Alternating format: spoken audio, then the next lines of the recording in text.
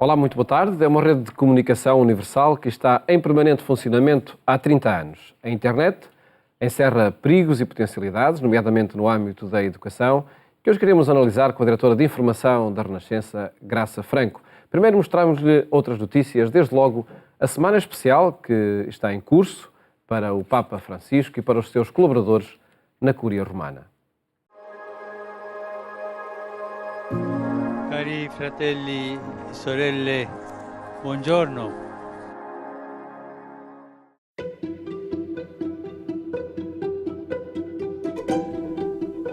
O Papa Francisco assinalou esta quarta-feira o 6º aniversário da sua eleição pontifícia, no momento do pontificado visto como de viragem em busca de respostas para os problemas sociais e da Igreja.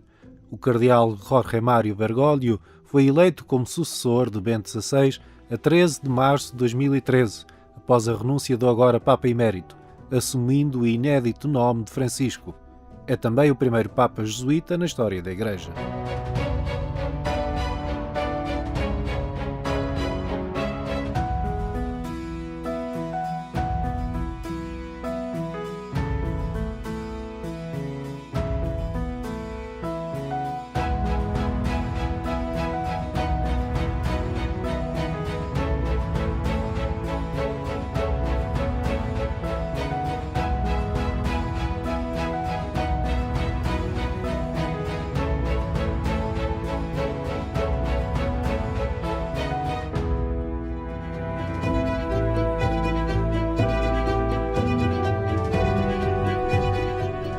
No primeiro domingo da Quaresma, o Papa alertou no Vaticano para as tentações do dinheiro, do sucesso e do poder, considerando que estas são propostas de felicidade ilusórias oferecidas por Satanás, um caminho de corrupção em que se chega a perder toda a dignidade pessoal.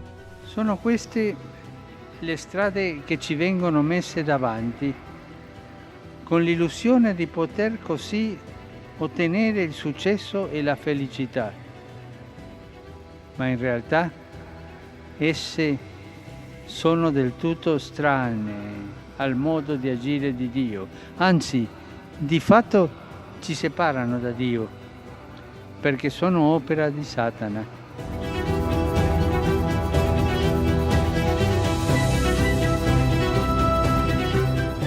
A Santa Sé promoveu uma conferência internacional sobre religiões e desenvolvimento.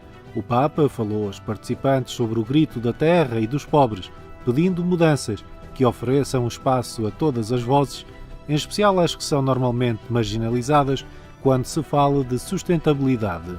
Parlare di sviluppo umano significa riferirsi a tutte le persone, non solo a pochi, e all'intera persona umana, non alla sola dimensione materiale.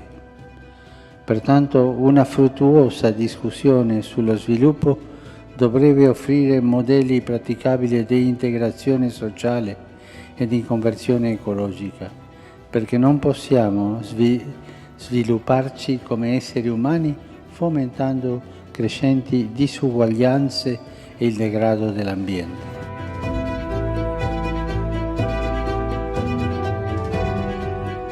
O Papa Francisco quis assinalar no Vaticano o Dia Internacional da Mulher, num discurso em que prestou homenagem a todas as construtoras de paz no mundo. A respeito da celebração do 8 de março, Francisco assinalou o contributo insubstituível das mulheres na construção de um mundo que seja uma casa para todos. La pace è donna. Nasce e rinasce dalla tenerezza delle madri. Perciò il sogno della pace si realizza guardando alla donna. Non è un caso che nel racconto della Genesi la donna sia tratta dalla costola dell'uomo mentre questi dorme. La donna, cioè, ha origine vicino al cuore del sonno durante i sogni. Perciò porta nel mondo il sogno dell'amore. Se abbiamo a cuore l'avvenire, se sogniamo un futuro di pace, occorre dare spazio alla donna.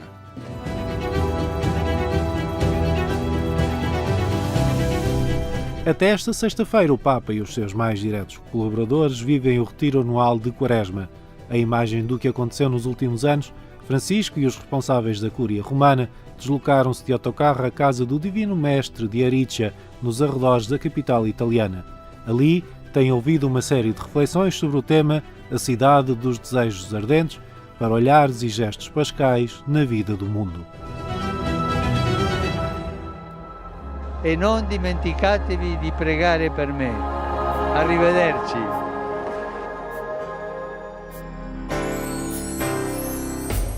A Universidade Católica inaugurou a cátedra dedicada a Manuel Sérgio, uma iniciativa que visa promover o debate sobre ética e transcendência ligado ao mundo desportivo.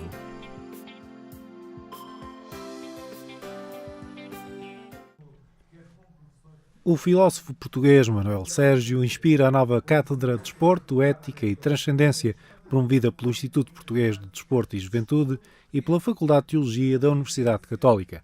O professor mostrou-se emocionado com a criação desta cátedra, sublinhando que é preciso aprender a situar o desporto no contexto histórico e cultural. Para mim, hoje, o desporto é o fenómeno cultural de maior magia no mundo contemporâneo. Não há hipóteses de discutir isto, porque é uma verdade evidente. Portanto, existe estudo e depois o desporto atual. O desporto atual reproduz e multiplica as taras do capitalismo. Repare, há muita coisa a estudar no desporto. A iniciativa procura responder à necessidade de estudo e investigação no desporto, superando o discurso simplista e mesmo violento que muitas vezes domina este setor. Em 1986, Manuel Sérgio apresentou os fundamentos de uma nova ciência social e humana, uma motricidade humana, identificando-a como um movimento intencional que visa a transcendência. Eu falo em motricidade porque faço da motricidade o movimento intencional e solidário da transcendência. Ou seja, há diferença entre durar e viver. Durar é uma coisa, viver é outra. Para mim, só vive quem se transcende. Quem não é capaz de transcender-se não vive. Ora, a transcendência é evidente no desporto. Quem ontem correu 100 metros em 10 segundos, amanhã quer ver se corre em 9,9, não é? Portanto, é evidente, mas deve ser evidente até na nossa própria vida, não é? Manuel Sérgio Vieira e Cunha é licenciado em Filosofia pela Universidade Clássica de Lisboa e doutor e professor agregado em Motricidade Humana pela Universidade Técnica de Lisboa. Autor e coautor de 50 livros e inúmeros artigos e ensaios, é hoje professor catedrático, convidado, aposentado da Faculdade de Motricidade Humana. O corte epistemológico que ele faz é realmente essa dimensão da motricidade humana sentada no homem, e isto é realmente uma revolução. E essa preocupação pelo homem, ele diz mesmo, não há chutos, há homens que chutam, digamos, e revela isso mesmo, revela a centralidade do homem. E esta centralidade do atleta, da pessoa que faz desporto, que pratica desporto, a dimensão do movimento, leva a realmente que nós pensamos o desporto também com outras dimensões, mais ligadas à área das humanidades, digamos, à espiritualidade, à dimensão, digamos, da reflexão das ciências sociais, e tendo o homem como centro, não é? O filósofo e professor lançou os fundamentos de uma nova ciência e vê hoje o reconhecimento de um trabalho essencial no desporto nacional. Não há ninguém em Portugal ligado à atividade desportiva que não tenha um carinho muito especial pelo professor Manuel Sérgio. E este reconhecimento que lhe é trazido pela Universidade Católica na criação da cátedra é, digamos assim, um pequeno reconhecimento do contributo essencial e fundamental daquilo que o professor Manuel Sérgio tem trazido para o desporto português através da reflexão dos seus textos, dos seus livros, das suas palestras e, portanto, tenho que enaltecer esta iniciativa, congratular a Universidade Católica, mas, acima de tudo, pelo reconhecimento de uma pessoa excepcional como é o professor Manuel Sérgio. Desde 2015, a Faculdade de Teologia, no âmbito dos seus centros de estudo e unidades integradas, desenvolve atividades de formação e investigação com o apoio do Instituto Português do Desporto e Juventude. Para dar maior consistência a esta colaboração, foi agora lançada a Cátedra de Desporto, Ética e Transcendência, integrada no Instituto de Estudos de Religião. O professor Manuel Sérgio trouxe-nos uma leitura do desporto e mais amplamente da atividade motora como identificadora da nossa experiência humana, trouxe uma visão que é uma visão da complexidade, ou seja, que é olhar para este fenómeno, mas olhá-lo como um fenómeno complexo, que não se deixa descrever apenas a partir de uma disciplina ou a partir de uma apropriação técnica. De facto, na Universidade Católica nós não temos nenhuma área de desporto tomado nessa dimensão técnica. Obviamente há outras escolas que fazem esse tipo de estudos. A nós interessa-nos, sobretudo, de facto, esta visão humanista que o professor Manuel Sérgio tem do desporto. O contrato de programa de apoio à nova cátedra foi assinado entre a Universidade Católica e o Instituto Português do Desporto e Juventude. O objetivo é criar pontes entre o desporto e a filosofia, oferecendo um espaço permanente de reflexão. Manuel Sérgio é o convidado da próxima entrevista semanal conjunta Eclésia Renascença, que é publicada esta sexta-feira.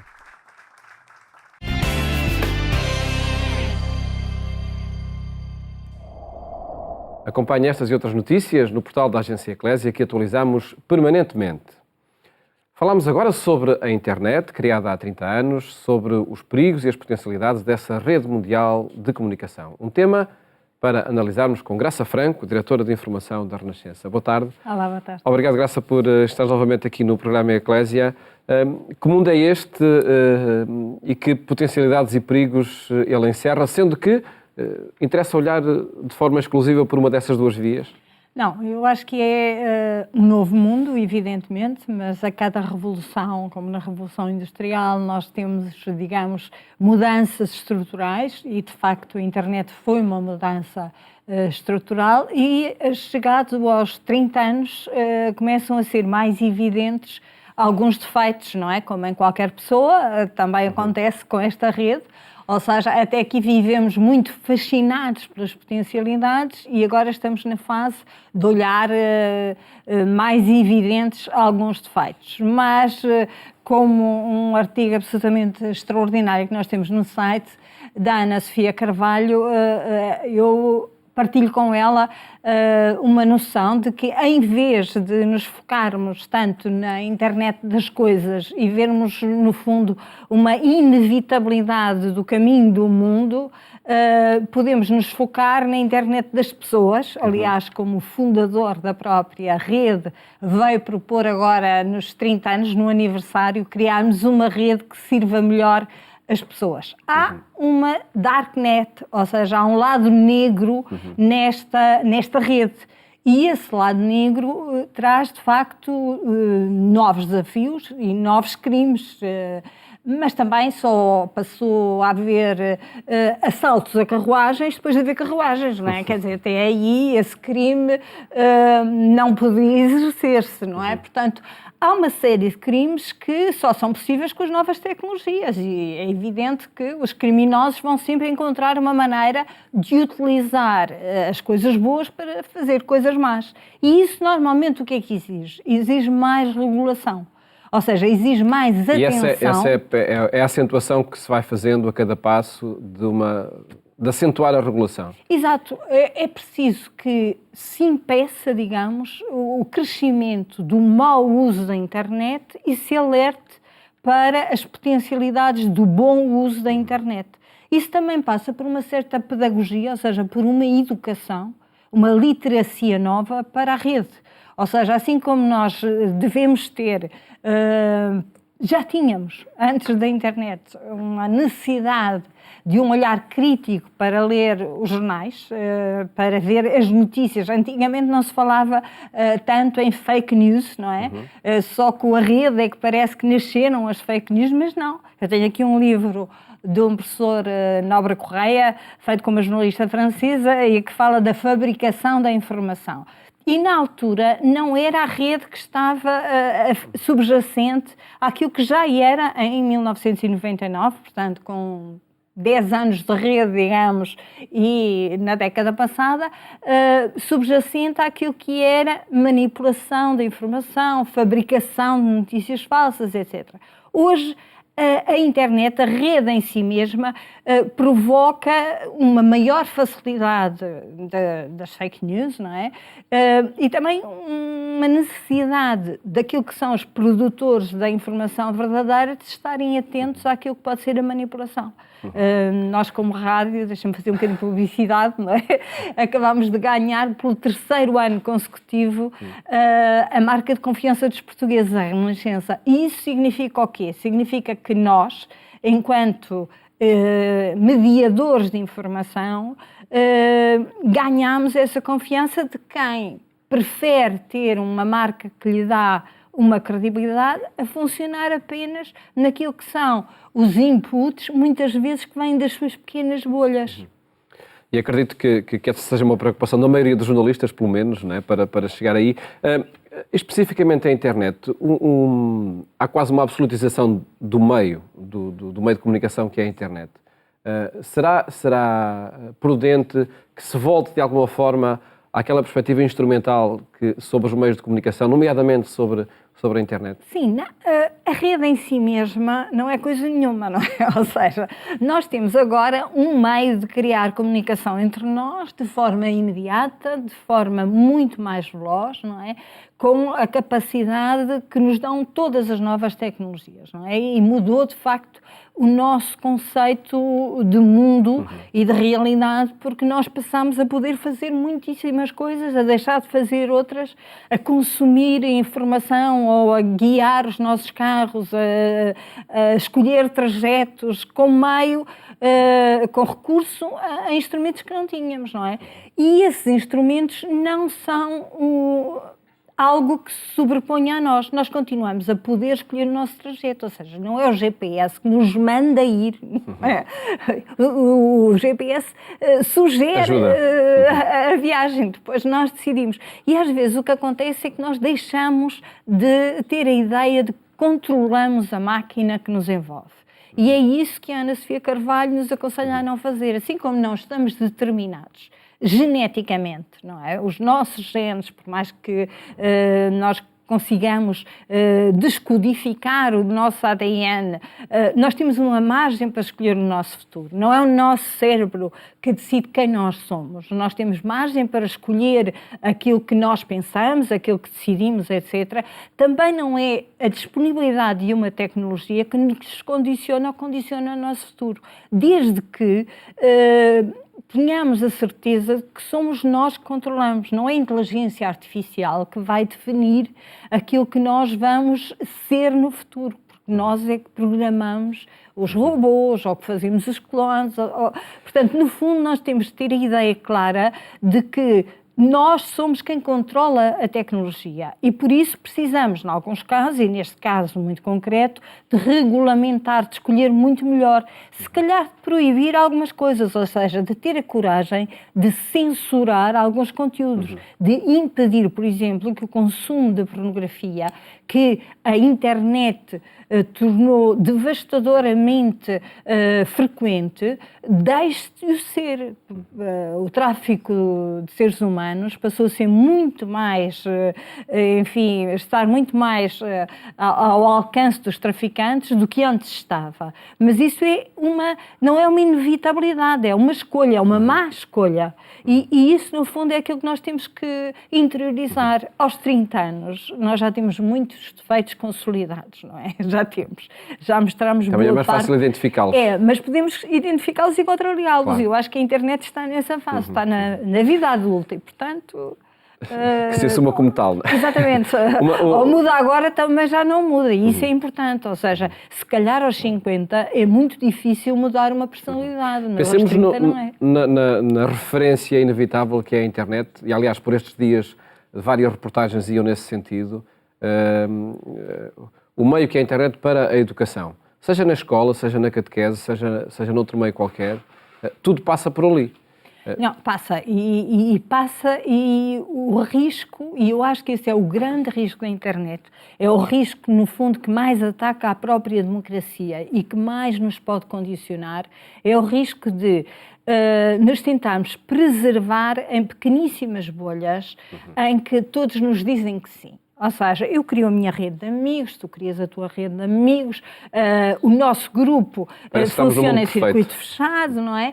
E aquilo que seria a aldeia global do McLuhan, não é? Deixa de ser uma aldeia global para ser uma farmácia global, ou um clube global, um partido global, em que todos nós pensamos exatamente a mesma coisa e não deixamos que ninguém entra de fora e nos avise que aquilo que nós estamos a pensar pode ser errado. Daí, por exemplo, que a internet seja um instrumento extraordinário para, no fundo, fomentar o ódio ou fomentar a divisão. Como pode ser extraordinário para no fundo, proclamar a amizade ou a abertura, não é? Portanto, o que nós temos é que sair das nossas bolhas, não permitir que vivamos em pequeníssimas bolhas, com toda a gente a dizer que sim, não é? E que sintamos a necessidade da crítica e do pluralismo, e isto é essencial. O pensamento crítico faz base da educação, não é? É a base da educação. Claro. As universidades são o sítio onde nós aprendemos a pensar, e isso não é a internet que vai deixar de fazer ou fazer, não é? Portanto, no essencial é preciso mais literacia, mais educação e, desde mais pequeninos, sabermos escolher, sabermos parar, sabermos limitar, sabermos viver com alguma disciplina, não é? Na internet sempre, na internet nunca, não é? Portanto, ficam esses desafios nos 30 anos deste meio de comunicação, desta rede de comunicação. Obrigado, Graça, por ter estado aqui no programa Eclésia a analisar este fenómeno cada vez mais presente de rede de comunicação na internet. Acompanhe a nossa edição rádio na Antena 1 quando forem 22h45. Votos de uma boa tarde. Até amanhã, se Deus quiser.